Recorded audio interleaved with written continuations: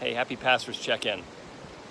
Thank you for tuning in. I am up in the Sierra Nevadas in a place called Khyber's. Kathy and I found a place right along the South Fork of the American River, and it is just so beautiful to be here, and it's so cool to have technology that I could do this check-in with you as we are here just relaxing and hearing the sounds of the river.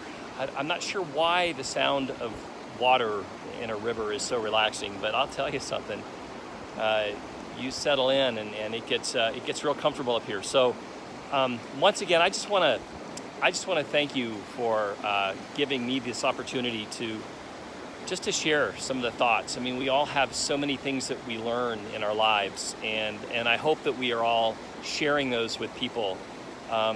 The struggles that we have, the victories that we experience, that we are letting people know how great God is, that we are letting people know that God is working in our lives in a real way. And this is really, really important, so that people see that it's not just about a relation or a religion, but it's truly about a relationship. There's a passage of scripture that I've gone back to time and time again, and it's where the Bible tells us to cast our cares upon Him, upon God, because why? Because He cares for us.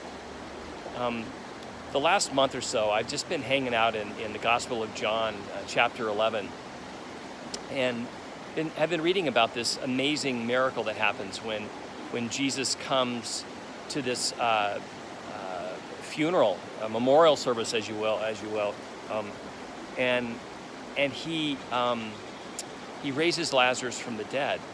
But before he does that, he shows up and he spends some moments with Mary and Martha, comforting them, and they are obviously very, very troubled and saddened and grieving and crying and weeping.